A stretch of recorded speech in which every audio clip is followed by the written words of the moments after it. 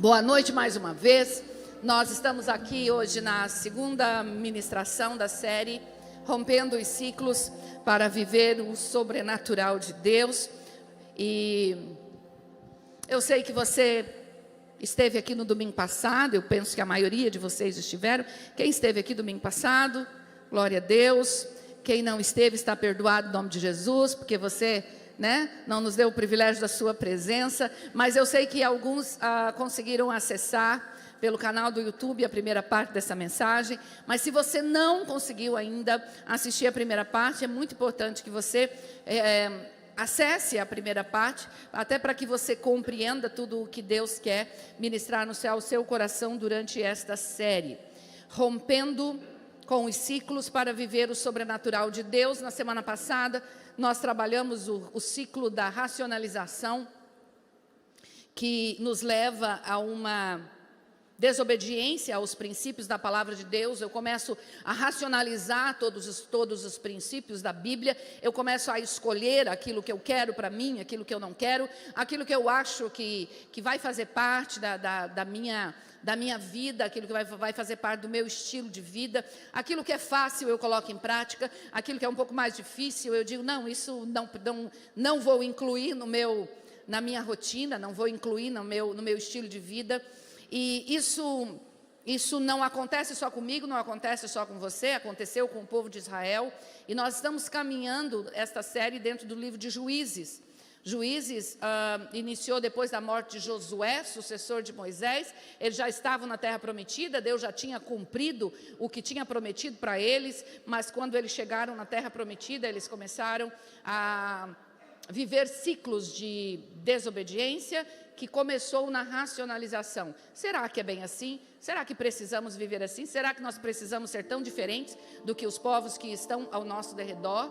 E eles começaram a não viver somente com os povos, mas eles passaram a viver como os povos. Eles começaram a praticar aquilo que os povos que não serviam a Deus praticavam.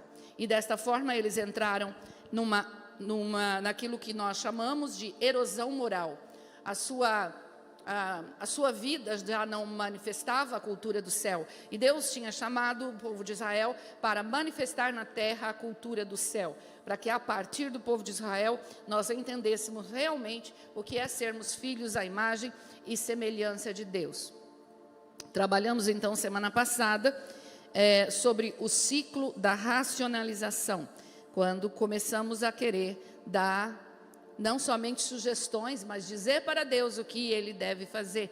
Hoje pela manhã falei que nós constantemente queremos dizer para Deus como Ele deve governar a nossa casa. A gente chega diante de Deus e fala assim, Deus, faz assim, assim, assim, assim, assim com a minha mulher. Senhor, faz assim, assim, assim, assim com o meu marido. Senhor, faz assim, assim, assim com os meus filhos. Senhor, eu quero desse jeito aqui para a minha empresa. E a gente também quer dizer para Deus como Ele deve governar o universo. Deus, Ele até aceita porque Ele nos ama. Deus, Ele até recebe algumas opiniões porque Ele não vai nos rejeitar, mas Ele não precisa da nossa opinião. Então olha para o seu irmão e fala assim, Deus não precisa da sua opinião para governar o universo. Ele precisa só da sua obediência. Fala comigo, Ele precisa somente da minha obediência.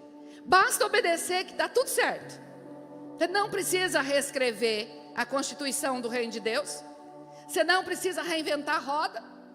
Não precisa dizer para Ele que tem que colocar mais um artigo ali, onde está faltando um artigo aqui, está faltando um parágrafo ali na Constituição. Não precisa, basta você obedecer. Simples assim? Não é tão simples assim. A gente sabe que não é tão simples assim, e é por isso que Deus está nos levando a caminhar dentro desta série, rompendo com os ciclos. E hoje nós vamos falar sobre o ciclo da negligência. Fala comigo, o ciclo da negligência.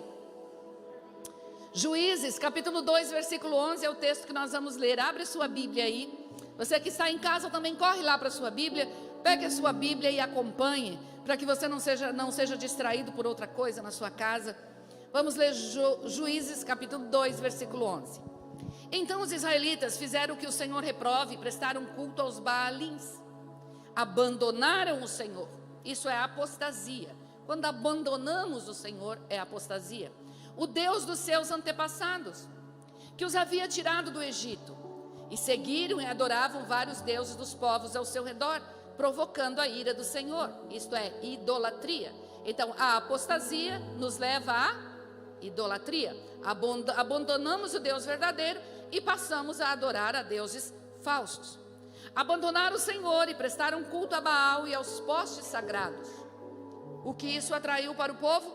A ira do Senhor se acendeu contra Israel, e ele os entregou nas mãos de invasores que os saquearam. Ele os entregou aos inimigos ao seu redor, aos quais já não conseguiam resistir. Sempre que os israelitas saíam para a batalha, a mão do Senhor era contra ele. O que estava contra o povo? Não era a mão do inimigo. Era a mão do Senhor. Sempre que os israelitas saíam para a batalha, a mão do Senhor era contra eles. Para quê? Derrotá-los. Conforme lhes havia advertido e jurado. Grande angústia os dominava. Então o Senhor levantou juízes que o libertaram das mãos daqueles que os atacavam. Mesmo assim, eles não quiseram ouvir os juízes. Antes se prostituíram com outros deuses e os adoraram. Apostasia, idolatria, que é uma prostituição espiritual, que vai trazer para dentro da sua casa, vai trazer para dentro do povo de Deus, também a prostituição física, que é aquilo que nós conhecemos muito bem na palavra de Deus, que chama-se imoralidade. Então, apostasia, idolatria, imoralidade. Ao contrário dos seus antepassados, logo se desviaram do caminho pelo qual os seus antepassados tinham andado, o caminho da obediência aos mandamentos do Senhor. Sempre que o Senhor lhes levantava um juiz, ele estava com o juiz e o salvava das mãos de seus inimigos, enquanto o juiz vivia. Pois o Senhor tinha misericórdia por causa dos gemidos deles diante daqueles que os oprimiam e os afligiam. Apesar de apostatar, apesar de se prostrar diante de outros deuses, apesar de viver a cultura pecaminosa dos povos que estavam ao seu redor, apesar de desobedecer, Deus, por misericórdia, ouvia os gemidos do povo e levantava alguém para liderar aquele povo e para libertar das mãos dos inimigos. Mas, quando o juiz morria, o povo voltava a caminhos ainda piores do que os caminhos dos seus antepassados, seguindo outros deuses, prestando-lhes cultos e adorando-os. Recusavam-se a abandonar suas práticas e seu caminho obstinado. Os israelitas passaram a viver num ciclo de negligência. Todo o livro de Juízes, nós vemos Deus estendendo a misericórdia. O povo clama, Deus estende misericórdia. Um homem é levantado. Quando é chamado de juiz, ali está falando de um governo. Deus então estabelece neste tempo o governo através dos juízes. Os juízes, eles não somente lideravam o exército para livrar das mãos dos inimigos, mas também os juízes eram homens e mulheres, porque aqui nós vamos encontrar, para aqueles que ainda têm problemas com liderança de mulheres, fala, a Bíblia não mostra nenhuma mulher, liderando. Nós vamos encontrar Débora aqui no livro de Juízes. Débora foi levantada como juiz. Débora era submissa a seu marido na sua casa. Débora tinha marido, Débora tinha família, e Débora não fazia nada sem, aleluia, a nossa Débora também tem. Débora tinha ali uma autoridade sobre ela em sua casa, mas Deus a levanta como autoridade dentro do povo de Israel. Hoje nós não vamos, o assunto principal não é este, mas eu estou abrindo um parênteses aqui, porque às vezes nós ficamos meio que assim, preocupados, será que nós estamos pecando assim de consagrarmos pastora, nossa igreja consagra pastor, será que está certo, tem que ser só homem? Nós não vamos entrar nesse detalhe agora, O problema é quando uma mulher, ela quer exercer uma autoridade dentro do povo, ela quer que liderar um povo, mas ela não se deixa ser liderada pelo seu marido, daí ela é uma Jezabel. Então você que está casado, olha para sua esposa e fala assim, não seja Geise. mas exerça a autoridade que o Senhor te deu dentro do reino de Deus. Amém? Mas Deus levanta então, a cada tempo Deus levanta um homem, e o povo ouve aquilo que Deus fala através do juiz, porque os juízes eles eram conduzidos pelo Senhor. O Espírito Santo falava com eles como eles deveriam governar. Então o povo se submetia, se colocava debaixo do cetro do governo de Deus através da liderança dos juízes. Mas aquele homem morria e o povo voltava a fazer tudo errado. Mas que povo burro, não é? Mas que povo burro. Quando a gente lê o livro dos juízes, às vezes dá vontade de matar o povo de Israel e falar assim, mas não aprende nunca, né? Como assim? Olha, entraram no ciclo da negligência. E aí nós vamos ver aqui quais são os fatores, quais são os passos, aonde nós chegamos no ciclo da negligência. Já sabe que vai chegar lá no fim, vai clamar, e Deus vai levantar um juiz, vai dizer o que é para fazer. Puta povo burro. Olha para o seu irmão e fala assim, eles não aprenderam nada, né? E você aprendeu?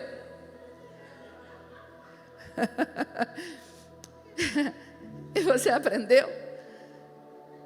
Então eu quero que você, durante essa ministração, você não fique com a sua lente sobre o povo de Israel, e nem sobre a lente sobre outras famílias, mas você coloque realmente a sua lente e examine a você mesma, a você mesmo. Por acaso você não está vivendo nesses ciclos de negligência? Eles caíram quando eles se descuidaram dos princípios. E aí começa o ciclo repetitivo. Existem 5 fatores significativos que compõem esse ciclo. Primeiro fator: desobediência. O ciclo vai começar quando você se envolve e permanece envolvido em uma vida pecaminosa e permite que isso se torne o seu estilo de vida. Nós chamamos isso de permitimos e deixamos crescer na nossa vida os nossos pecados de estimação. Eu sei que isso não é da vontade de Deus, eu sei que isso vai trazer consequência para a minha vida, mas eu permito. Simplesmente eu permito, porque quando você não decide romper com o pecado, você está permitindo se tornar escravo dele. Eu permito. Isso passa a se tornar a minha prática. Uma coisa é você quebrar um princípio hoje e o Espírito Santo te faz lembrar que você quebrou esse princípio e você se rende diante do Senhor e você se arrepende e fala: Senhor, eu caí, agora de onde eu caí, eu quero me levantar e eu não quero mais, Senhor, viver nessa prática do pecado. Outra coisa é você se manter caído. Outra coisa é você permanecer ali e você se acomodar a essa situação e você dizer: não consigo sair daqui, eu vou ficar aqui. Num primeiro momento nós achamos que está tudo bem. O povo de Israel achava que estava tudo bem, eles estavam vivendo alegremente com a cultura dos povos ao seu redor. Eles estavam prosperando lá em Israel. Eles prosperaram na terra prometida. Tudo que plantava dava, parecia o estado do Paraná, né? Tudo que se planta dá. Na terra prometida eles prosperavam. Eles venciam os inimigos que os atacavam. E aí eles começaram a relativizar os princípios. Num primeiro momento, quando nós vivemos no pecado, parece que está tudo bem. Mas aí o segundo fator no ciclo da negligência é a escravidão. A escravidão. O ciclo da negligência te leva a pensar que você pode desobedecer e que a fatura nunca vai chegar. Olha para o seu irmão e fala assim: o boleto chega. O boleto sempre chega. Você mente, você acha que a consequência nunca virá. Virá. Você trai a esposa e você acha que ela nunca vai descobrir. Pode ser que ela nunca descubra, mas o boleto chega, trazendo divisão dentro da sua própria casa. Você engana as pessoas nos seus negócios, e você acha que a sua empresa vai continuar prosperando. Daqui a pouco você começa a ver que a tua empresa está em algum problema. Mas eu administro tão bem, né? Nossa, sou tão esperto. O mundo é dos espertos. O boleto chega. Você sabe, essa semana Deus me levou, não sei se foi Deus ou se eu que fui mesmo. Estava com o pastor Josué, e ele estava lá passando na Netflix para escolher um filme, e aí veio uma série sobre Pablo Escobar. Dava tudo certo para Pablo Escobar. Quem já assistiu a série do Pablo Escobar? Dava tudo certo. Tudo certo. Ele foi prosperando, crescendo. Chegou até em altos níveis de governo da Colômbia. Mas o boleto chegou. E o pior é que o boleto do Pablo Escobar não chegou somente para a família dele. Chegou para a cidade de Cali, para a cidade de Medellín, para a cidade de Bogotá, para toda a nação da Colômbia. O boleto de Eu estou trazendo um exemplo aqui, talvez você vá assistir Pablo Escobar, se você ainda não assistiu. Mas ela tem muitos princípios que você vai aprender. Por exemplo, nem tudo que dá certo está certo.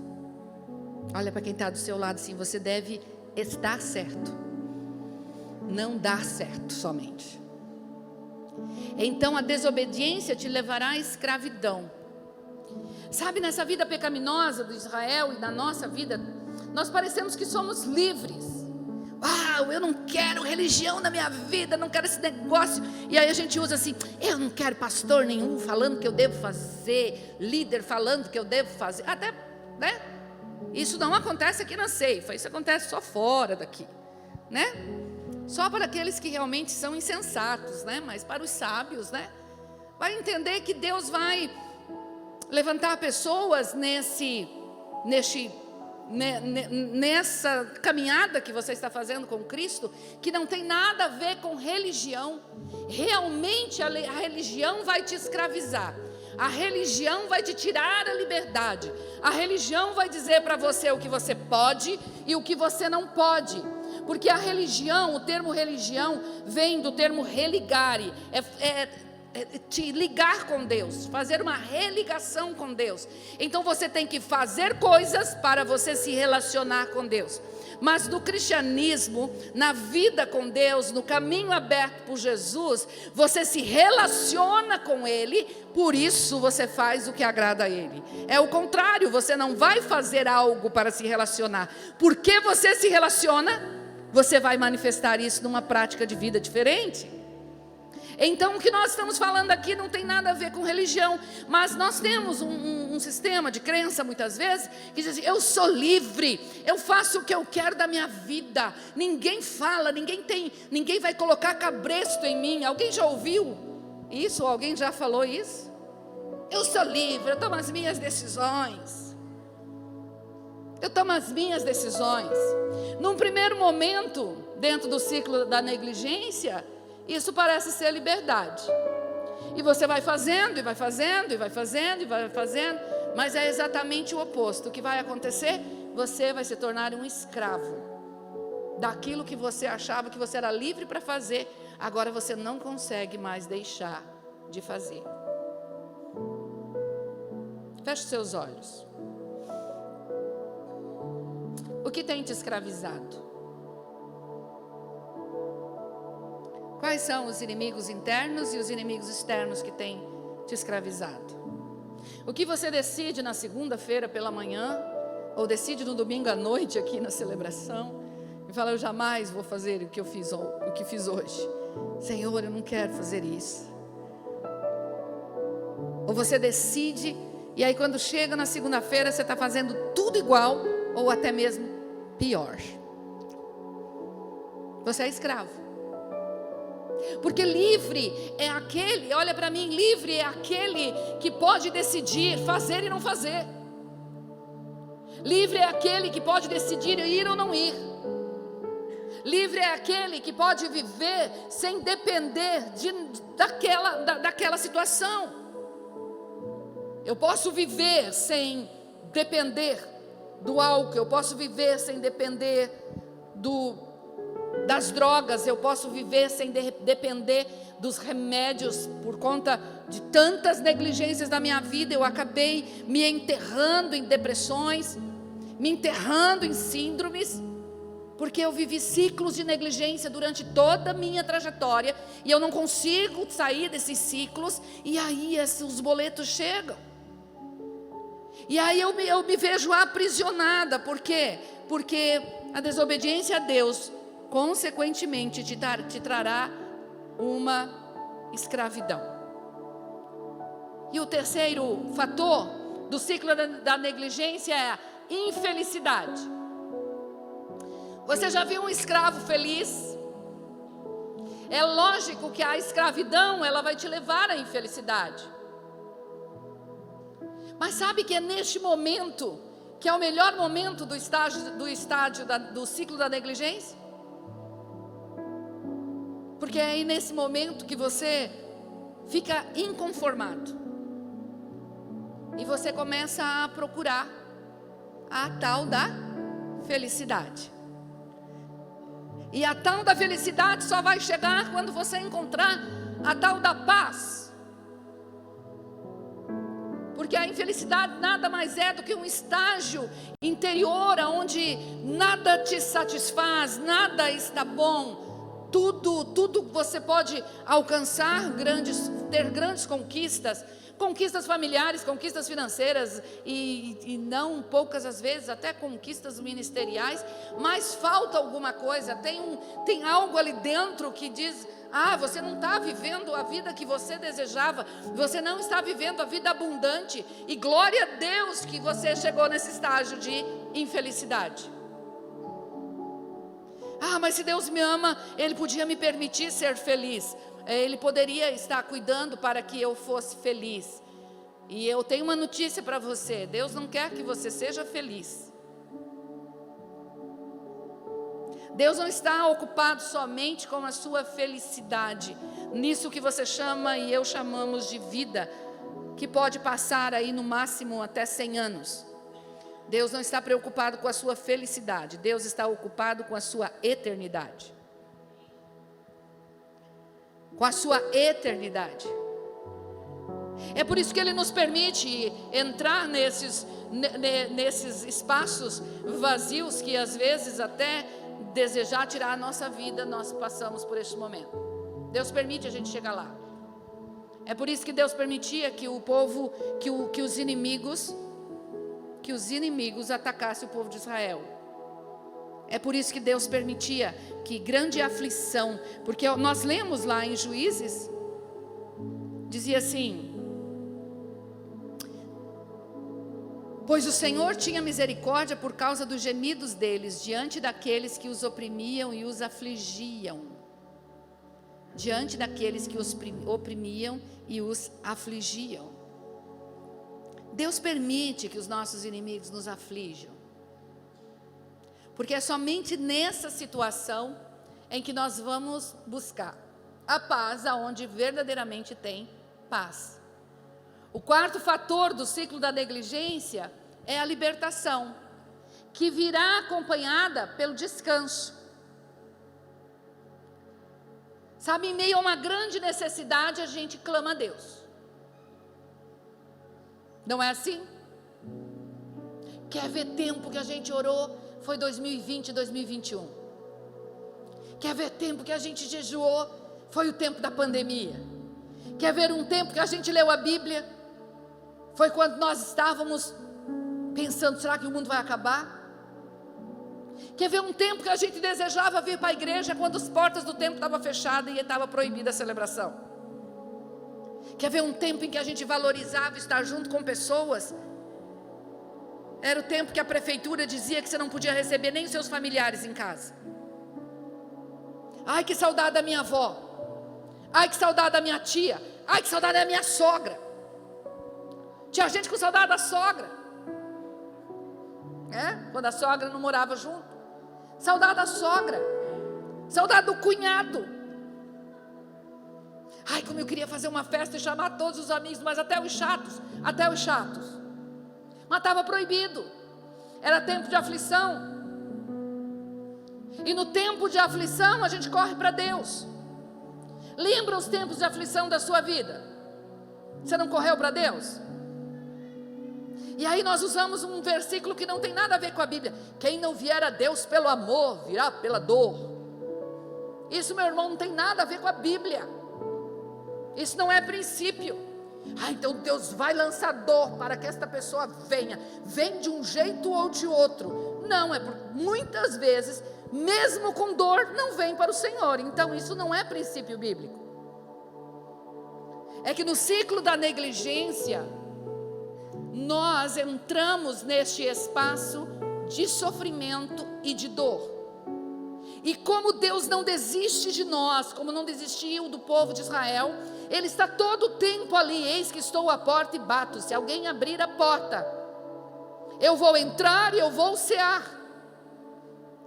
Eis que estou à porta e bato. Então o Espírito Santo está o tempo todo ali batendo. E no tempo da dor a gente consegue ouvir o toque da porta.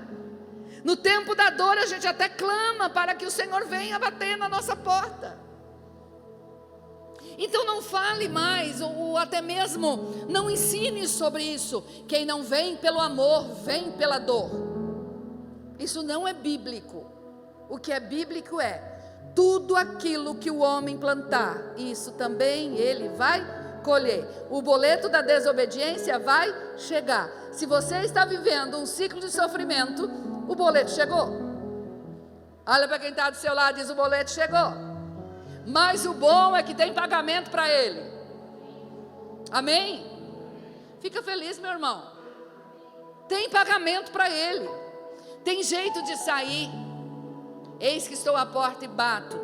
Se alguém ouvir a minha voz e abrir a porta, eu entrarei e cearei com ele. Apocalipse capítulo 3, versículo 20.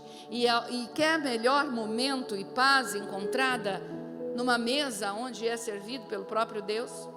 Ali há fartura, que é o quinto fator do ciclo da negligência. Fartura.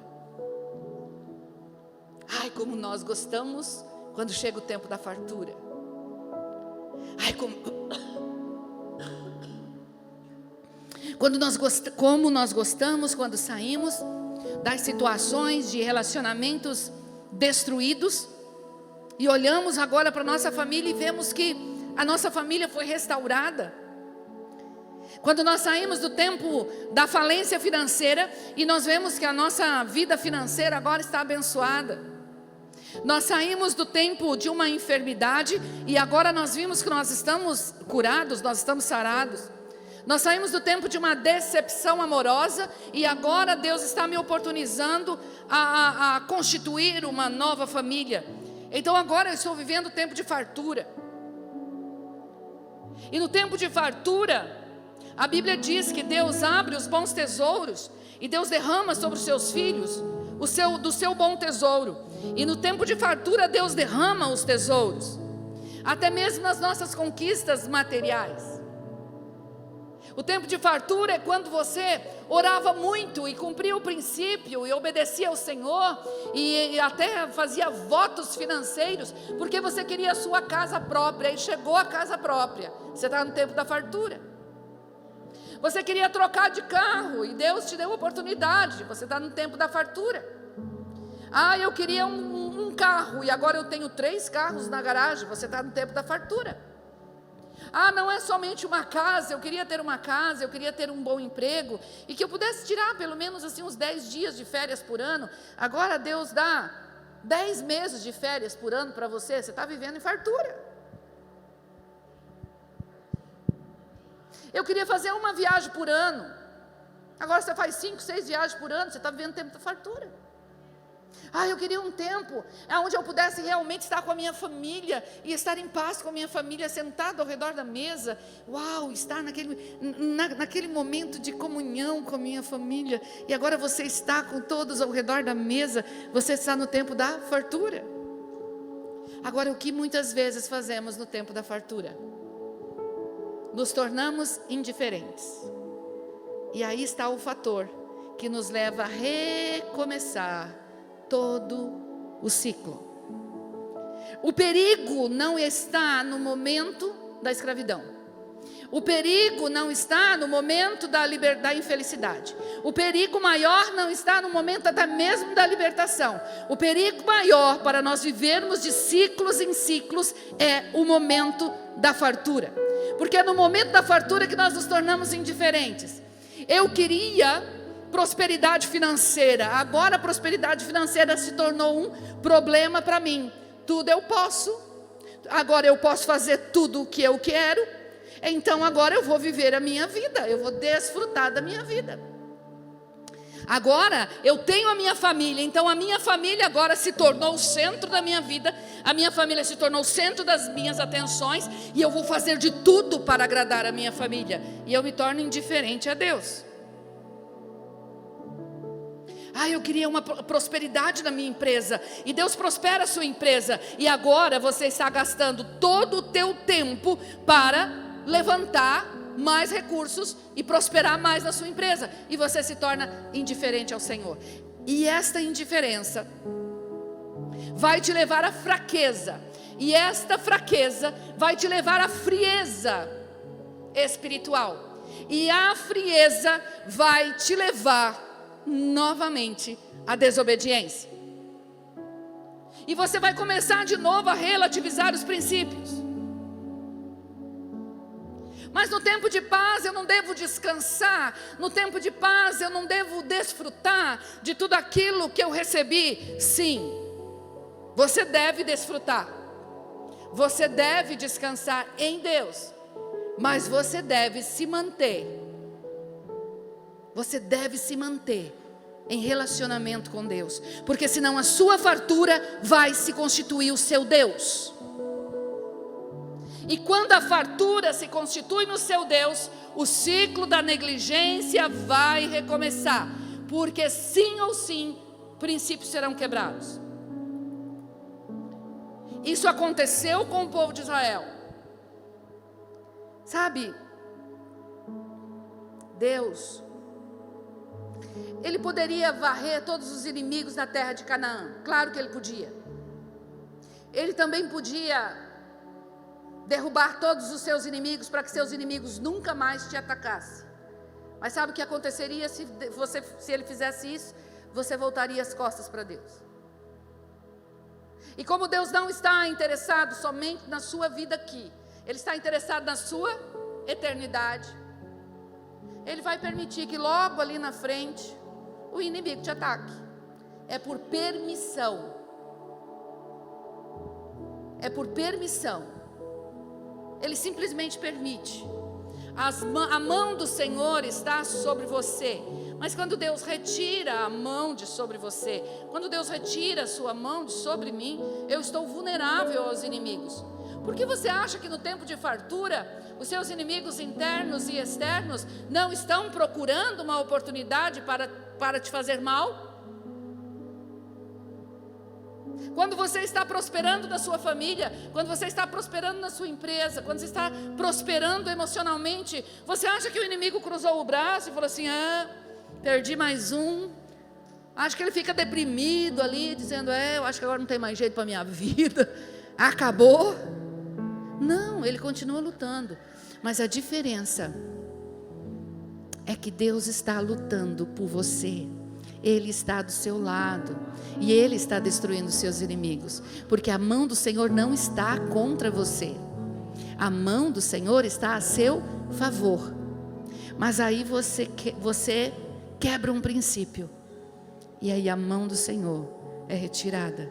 E volta todo o ciclo. O que fazer então? Para que eu não permaneça no ciclo da negligência e não caia de novo na negligência, caso eu já tenha rompido com esse ciclo. Primeiro, anota aí para você que está anotando. Lembre-se de onde você caiu. Lembre-se de onde você caiu. Apocalipse capítulo 2, versículo 5 diz assim: lembre-se de onde caiu, arrependa-se e pratique as obras que praticava no princípio. Se não se arrepender, virei a você e retirarei o seu candelabro do seu lugar. Tirarei a luz. você voltará a trevas. Quando tira a luz, entra trevas. Então lembre-se de onde você caiu. Olha para o seu irmão e fala assim: onde você caiu? Deus está querendo te fazer lembrar hoje. Não é a sua esposa que vai lembrar onde você caiu. Não é o seu marido, não é o seu líder de célula, não é o seu pastor. Mas o Espírito Santo vai te fazer lembrar aonde você caiu. O que é isso? Qual princípio eu quebrei? Que princípio eu relativizei? Que princípio eu racionalizei? Ou o que para mim se torna hoje uma dificuldade em obediência?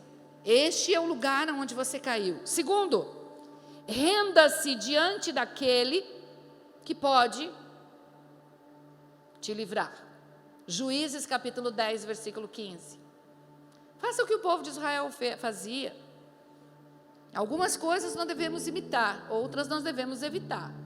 Mas uma coisa que nós devemos imitar do povo de Israel, está aqui no capítulo 10, versículo 15, que diz assim: os israelitas, porém, disseram ao Senhor: nós pecamos, faze conosco o que achares melhor, mas te rogamos, livra-nos agora. Você que é homem, seja homem de verdade. Honra as calças que você veste. Chega diante de Deus e fala assim: eu pequei, a culpa é minha. Se você lembrou onde você caiu, você não pode transferir isso para outra pessoa. Você que é mulher, seja uma mulher de verdade. Honre toda essa sabedoria que Deus colocou na sua vida. Entre aspas, não seja burra. Não fique transferindo a sua culpa para o outro. Ai, sabe por que eu estou vivendo essa maldição? Porque a minha mãe viveu isso. Ei, está na hora de você olhar para você e falar: você está vivendo o que você decidiu viver. Ai, eu estou vivendo num ciclo de escravidão, de uma maldição transferida de 4ª geração. Ei, você já se encontrou com Jesus. Você já se encontrou com Jesus e Ele levou sobre si todas as nossas maldições. O castigo que nos traz a paz estava sobre Ele, e pelas suas pisaduras nós somos sarados. Não adianta você ir para a Tânia Teresa fazer um processo de libertação. Não adianta você ir para o Cote fazer um processo de libertação. Não adianta você ir para os Estados Unidos se internar numa clínica de libertação.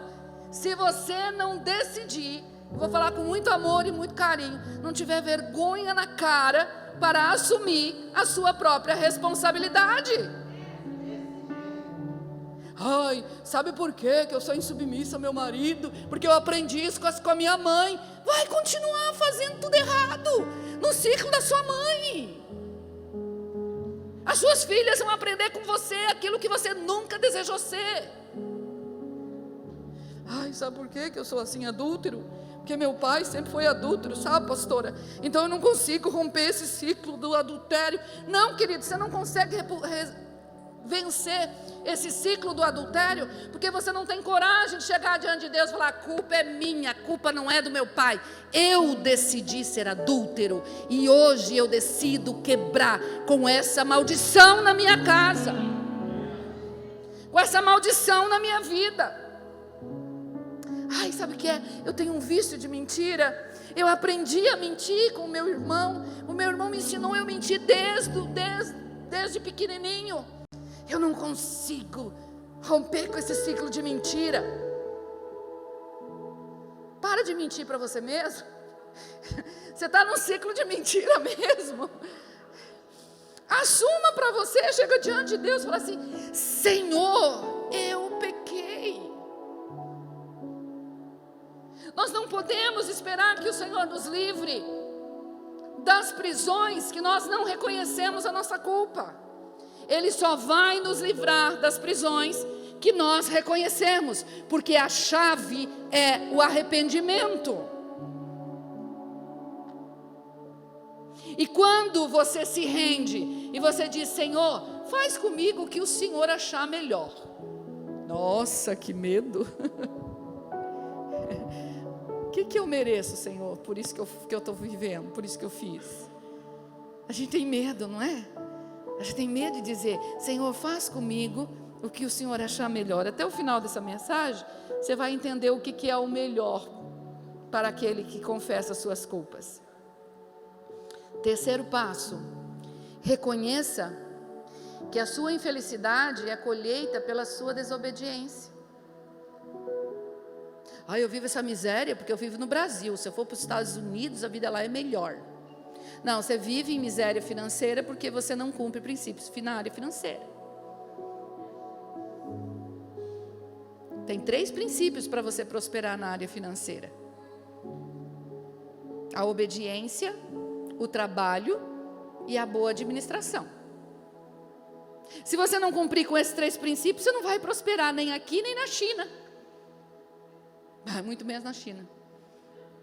Porque lá na China, para prosperar, tem que trabalhar. Trabalhar e muito. Tem gente querendo prosperar ficando de braço cruzado. Tem gente querendo prosperar e não cumpre princípio de dízimo, oferta, primícia. Rouba do Senhor e quer enriquecer. Vai continuar, mas isso aí nós vamos falar na semana que vem. Pastor Josué vai falar sobre o ciclo da escassez. O ciclo da escassez, que tem a ver com uma mentalidade formada pelo Egito, dentro de nós. Se você hoje reconhecer diante de Deus que o que você está vivendo hoje, tem alguma área que não está de acordo com o que você deseja, não lança sobre o outro, não lança sobre o diabo e não lança sobre Deus. Porque quando nós não encontramos ninguém para culpar, a gente culpa o diabo. E aí quando o diabo, a gente percebe: não, o diabo não tem nada a ver com isso. Então só pode ser Deus, porque Deus, Ele é todo poderoso. Se Ele me amasse de verdade, eu não estaria permitindo que isso está acontecendo comigo. Nós precisamos reconhecer que a nossa vida é fruto das semeaduras que fazemos. É aquilo que hoje os coaches chamam muito de autorresponsabilidade. Autorresponsabilidade. O nosso maior problema não são os nossos inimigos. O nosso maior problema é quando nós estamos sem paz com Deus. Quando a ira do Senhor se acendeu contra Israel e Ele os entregou nas mãos de invasores que os saquearam. Ele os entregou aos inimigos ao seu redor, aos quais já não conseguiam resistir. Sabe, o grande problema é quando nós estamos vivendo nesse ciclo e nós ainda queremos nos vingar das pessoas, achando que a nossa vida é consequência. E aí nós trazemos guerras para os nossos relacionamentos. O que você acha que seria a sua casa se todos os membros da sua família reconhecessem seus próprios erros?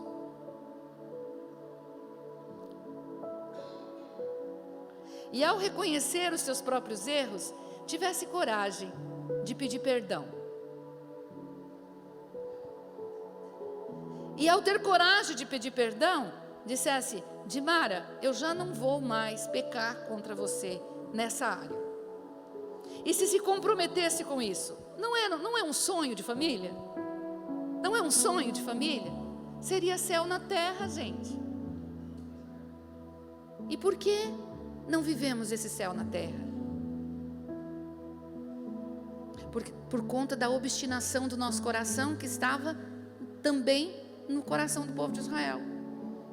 A gente sempre quer levantar a nossa mão, se vingando contra aqueles que a gente acha que é culpado pela nossa infelicidade. Que tal você começar a olhar para os seus pais agora e tirar a culpa da sua infelicidade? Olhar para o seu marido e tirar esse fardo que você tem colocado dentro dele, sobre ele. Ele já não está conseguindo carregar esse fardo. Ele está quase morrendo.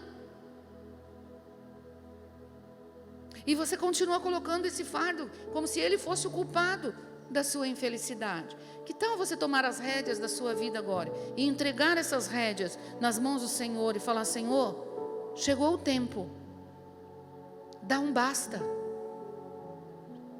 Dá um basta. O quarto passo é: eu reconheci, então agora eu vou clamar ao Pai. 2 Crônicas capítulo 7, versículo 14. O que diz lá em 2 Crônicas 7, 14? Se o meu povo, você é povo? Você é povo de Deus? Você faz parte do povo de Deus? Amém? Que se chama pelo meu nome. Não basta ser povo de Deus, tem que ser filho de Deus. Você é filho de Deus? Você é chamado pelo nome de Deus? Amém? Se humilhar e orar, buscar a minha face e se afastar dos seus maus caminhos, dos céus eu ouvirei, perdoarei o seu pecado e curarei a sua terra. Tem pagamento para o boleto. Tem recurso para esse boleto que está aí na sua vida. E o recurso está aqui. Você não é só povo, você é filho de Deus, porque através de Cristo Jesus, você se tornou filho de Deus. Você é chamado pelo nome dele. Agora você se humilhou, confessou: Senhor, eu pequei. Agora você reconheceu que o resultado da sua vida é fruto das suas decisões e das suas escolhas. Senhor, faz comigo o que o Senhor quer. Então eu estou me humilhando diante dele. Agora, Senhor, eu estou clamando. E quando eu clamo, ele ouve do céu. Quando eu clamo, os ouvidos do Senhor não estão agravados para não ouvir o nosso clamor. Então, quando eu clamo, vem uma resposta extraordinária. Oséias capítulo 2, versículo 23 diz assim: o que ele vai fazer conosco? O que ele vai fazer com aquele que decide clamar? Eu a plantarei para mim mesmo na terra, tratarei com amor aquela que chamei não amada, direi àquele chamado não meu povo, você é meu povo, e ele dirá: tu és o meu Deus. E Romanos 9, 26, acontecerá que no mesmo lugar em que se lhes declarou: vocês não são meu povo, eu estou contra vocês, eles serão chamados filhos do Deus vivo. Sabe, tem um segredo no clamar. Você tem que declarar a sua dependência. Tem um segredo no clamar. Você manifesta diante de Deus a sua incapacidade de governar a sua própria vida e de resolver os seus próprios problemas. Hoje pela manhã Deus me fez lembrar de um testemunho que tem a ver com a vida do pastor Josué. E eu sei que alguns de vocês já conhecem. Eu estava grávida do nosso segundo filho. Já tinha o Marcos Vinícius. E a gente estava vivendo uma falência financeira terrível. Quem já passou por falência financeira? Tem felicidade em falência financeira? Tem paz em falência financeira? Não, não tem. Mas a gente sabe que a gente estava em paz. Nós estávamos com ausência de recursos. Mas nós sabíamos que Deus estava a nosso favor. Nós sabíamos que Deus estava lutando as nossas guerras. Naquele momento em especial, nós estávamos nesse estágio. Não significa que em alguns momentos não nos faltou paz. Em outros momentos da nossa vida. Mas naquele momento ali, apesar do ciclo da falência financeira que a gente estava vivendo, nós estávamos em paz com Deus. Nós estávamos em guerra com Deus. E nós servíamos já essa casa. Eu era líder de célula no Paraguai. Eu atravessava a ponte e nós não tínhamos carro. E a igreja emprestava uma Kombi que não tinha uma folga no volante. Ela tinha férias no volante. Aquela Kombi era uma bênção, porque eu ia para o Paraguai e atendia a célula lá do outro lado, toda terça-feira. Mas coisa difícil de dirigir. Eu com aquele barrigão, dirigindo aquela Kombi. E eu e Josué não podendo comprar um carro, ele tinha um pouquinho de dinheiro para comprar um carro. Ele falou assim: não, a gente precisava comprar um carro, nós precisamos comprar o carro, o que nós vamos fazer? Nós precisamos comprar um carro. Eu falei: amor, o seu pai tem dinheiro, E eu acho que seu pai tem um dinheirinho guardado. Você podia pedir para o seu pai emprestar um dinheiro para nós. E a gente vai pagando. Ele, capaz que eu vou pedir dinheiro para o pai? Lógico que não. Eu, homem feito, casado já com a minha família, agora eu vou ter que pedir dinheiro para o meu pai? Não vou pedir dinheiro para o meu pai. E olha o que ele falou, que hoje pela manhã não lembrei. Se o meu pai quisesse e achasse que eu mereço, ele já tinha dado um carro para mim. Eu não vou pedir para o meu pai. E eu insistia. Passou alguns dias, não sei exatamente quantos dias. Ele foi para o encontro, eu acho. Foi para o encontro. Volta de um encontro em que ele trabalhou. E ele disse assim: eu vou falar com meu pai. Aí ele saiu e encontrou um carro. Quando eu falo assim, saiu e encontrou um carro, talvez você pense que ele foi numa concessionária, escolher um carro, né? Ele foi para a Pedra. Quem lembra da Pedra aqui em Foz do Iguaçu? Lá nos picaretas, quero chamar de picaretas, né? Perdão se tem alguém aqui que trabalhou na Pedra lá. E ele encontrou um carro e ele disse: eu vou levar o meu pai para ver esse carro, vou ver o que meu pai acha do carro, e daí durante a conversa, eu peço para ele dinheiro. E assim foi. E o meu sogro, ele sempre ajudou o Josué a escolher os carros. Teve vezes, enquanto solteiro, que ele quase apanhou do meu sogro, porque ele aparecia com cada coisa em casa, e o pai dele obrigava ele a devolver os carros que ele comprava. Que ele comprava com o dinheiro que ele tinha, que era muito pouco, né? E ele levou o meu sogro olha ali e pergunta: quanto que você quer nesse carro? E o cara falou lá, não sei exatamente quanto era. Ele falou: não, está muito caro. Ele negociou, acabou tirando o carro mais barato. E aí o José falou: pai, só que é o seguinte, eu não tenho esse valor, eu só tenho tanto. Ele falou: não, tá bom, vamos comprar o carro. E depois que comprou o carro, ele disse: pai, como que eu vou pagar isso aí para você? Você está me emprestando esse dinheiro? E como que eu posso pagar isso para você? Aí ele falou: não, filho, você não entendeu. Eu estou te dando esse dinheiro. Você está precisando, a sua família está precisando, e eu estou te dando esse dinheiro. Você não precisa me pagar. Nossa, pensa num homem de 1,90 m chegando em casa chorando, falando: o pai me deu, você acredita? Eu acredito.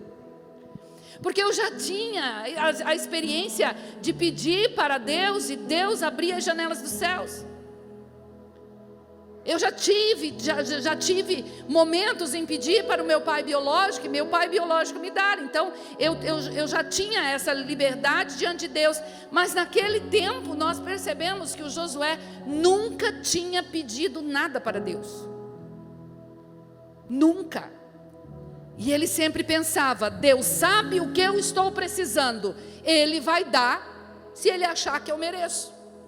E o segredo com Deus é que Ele não dá o que nós merecemos, porque se Ele desse o que nós merecemos, Ele daria a morte para nós.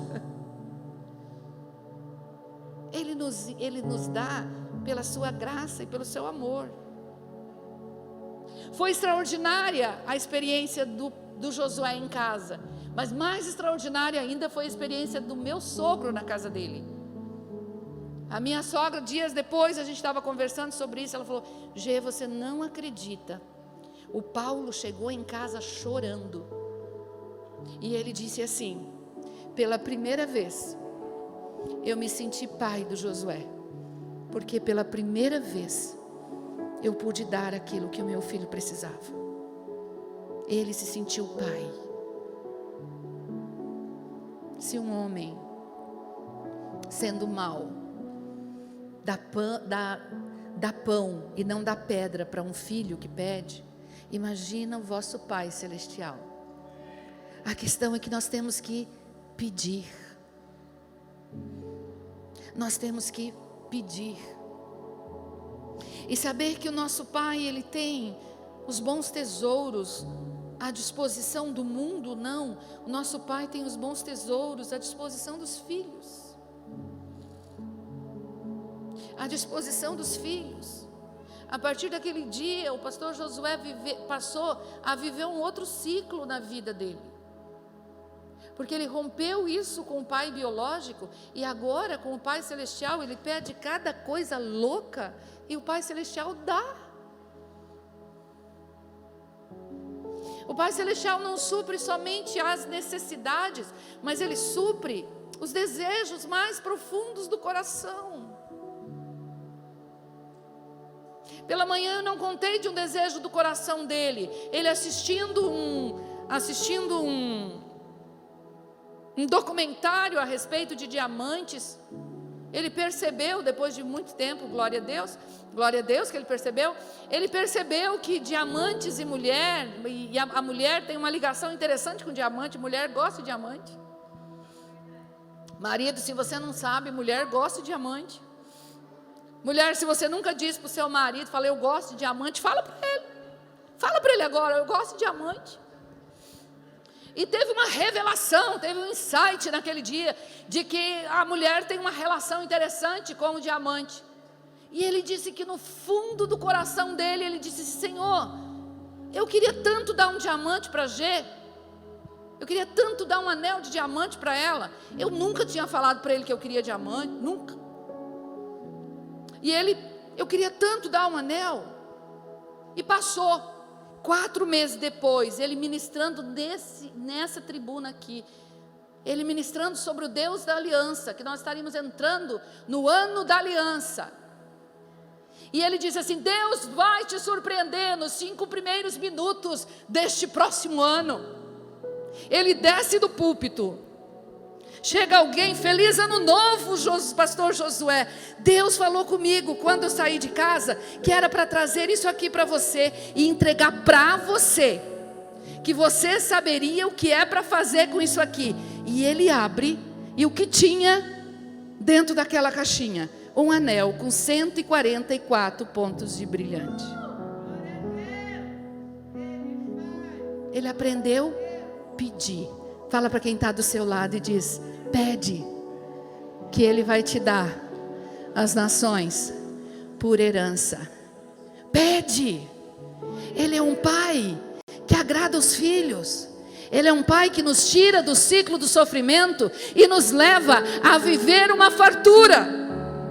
Mas o que fazer, pastora, para não voltar para o ciclo do sofrimento? Mantém relacionamento com aquele que te libertou. Esse é o 5º passo. Sabe, sai desse ciclo de só falo com Deus quando estou com um problema, só oro quando preciso de um milagre, só venho na igreja quando as coisas estão tudo mal, só vou na célula quando eu tenho que buscar uma graça. É interessante que algumas pessoas vão à célula e aí elas oram, eu queria tanto um emprego, quero que Deus dê um emprego, Deus dá um emprego, ela nunca mais volta na célula, até ficar desempregado de novo. Aí fica desempregado de novo, voltou o ciclo, aí volta para a célula. Meus irmãos, estou aqui porque, olha, Senhor, agora eu não tenho trabalho, então eu estou tendo tempo para vir para a célula. E isso é um engano. Agora eu estou tendo tempo para ir para a igreja porque eu estou sem trabalho. Ei, a tua vida com Deus precisa fazer parte da sua vida rotineira. A sua cultura precisa ser uma cultura de relacionamento com Deus. E o relacionamento com Deus, ele é alimentado no seu quarto de escuta, lá no seu quarto a sós, no seu tempo devocional, na leitura da Bíblia, na oração, no jejum, no relacionamento íntimo. Mas a cultura do céu também é fortalecida na comunhão com os santos. A sua vida é edificada na célula, a sua vida é edificada no discipulado, a sua vida é edificada nos cursos, a sua vida é edificada nas celebrações. Agora eu não tenho tempo mais para ir para a igreja porque eu estou trabalhando muito. Eu não tenho tempo para ir para a igreja porque eu estou dando atenção para a minha família. Eu não tenho tempo para ir para a célula. Eu não tenho tempo de orar porque eu estou trabalhando muito. Você está com os seus olhos sobre a fartura. Você está com os seus olhos sobre o que Deus abriu para você. E isso vai fazer você voltar para o ciclo do sofrimento mais cedo ou mais tarde, porque isso vai te levar à indiferença. Então, cultive um relacionamento íntimo com o Espírito Santo. Cultive um relacionamento íntimo com Jesus. Esta é a única maneira, é a única forma de você não voltar para o ciclo da negligência. Essa é a única forma de você se manter de vitória em vitória, de vitória em vitória. Se coloque de pé em nome de Jesus, porque eu quero declarar que você vai romper com esse ciclo da negligência hoje. Não importa o fator, não importa o estágio que você esteja, você vai romper com o ciclo da negligência. Se você hoje lembrou de onde você caiu, se arrependa. Se arrependa. Se você já se arrependeu, clame para que Ele te liberte desse ciclo. Se Ele já te libertou, agora aproxime-se do Senhor. Aproxime-se do Senhor, sabendo que Ele te ama desde antes da fundação do mundo, sabendo que Ele te ama desde antes de você nascer. Mas aproxime-se do Senhor e ame ao Senhor. Ame ao Senhor de todo o seu coração.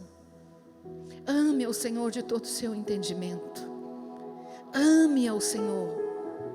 Obedeça ao Senhor não por medo da maldição que será lançada sobre você, mas obedeça ao Senhor sabendo que Ele te ama. Obedeça ao Senhor sabendo que mesmo sabendo que você pode cair mais uma vez, Ele vai estar lá. Ele sempre vai estar lá, com os braços estendidos. E é isso que faz com que eu me posicione diante de Deus para agradar o coração dEle. É saber que mesmo Ele sabendo que eu vou cair de novo, tantas vezes quanto eu me arrepender, Ele vai estar ali, dizendo: filha, eu te amo. Sabe, você ouvir alguém dizer eu te amo, mesmo você sabendo que você feriu o coração desta pessoa, é suficiente para você não ferir mais. Que você feche os seus olhos agora em nome de Jesus. Fale com Ele. Fale com Ele. Em que estágio você está? Se você desejar sair do seu lugar e vir para frente, vem para frente, se prostra diante do Senhor. Se prostre diante do Senhor, independente do estágio que você está. Se hoje você quer dar uma demonstração para o inferno que você está rompendo um ciclo, se renda diante do Senhor. Se renda diante do Senhor.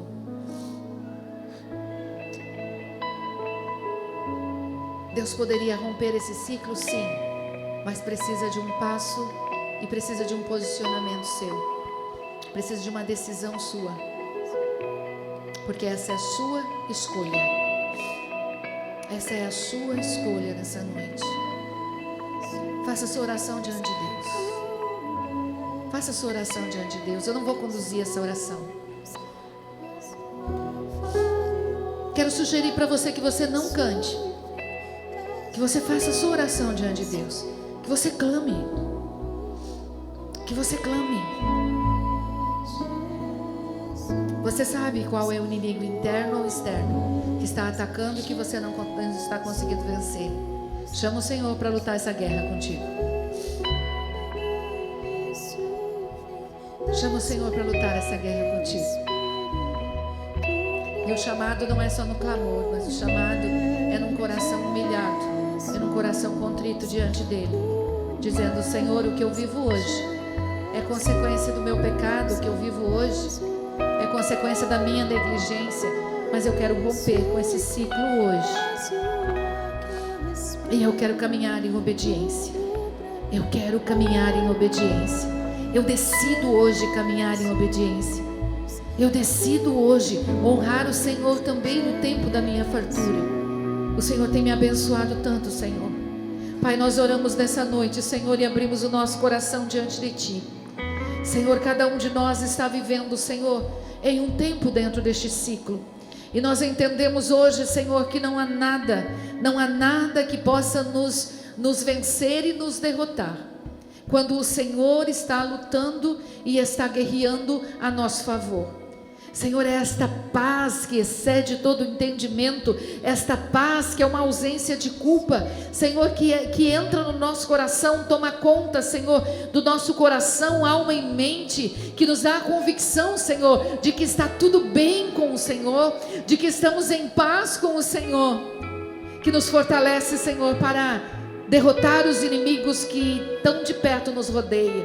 Senhor, nos ajude, Senhor, a não ser como o povo de Israel, Deus, que se levantava de um ciclo e caía no outro ciclo da negligência.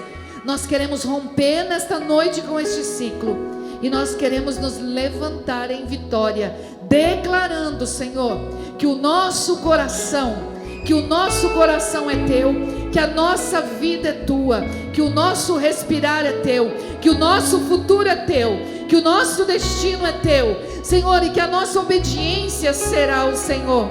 Pai, não obedeceremos ao Senhor para que o Senhor nos ame, mas em resposta ao teu amor, Senhor, nós queremos entregar-te, Deus, a nossa obediência.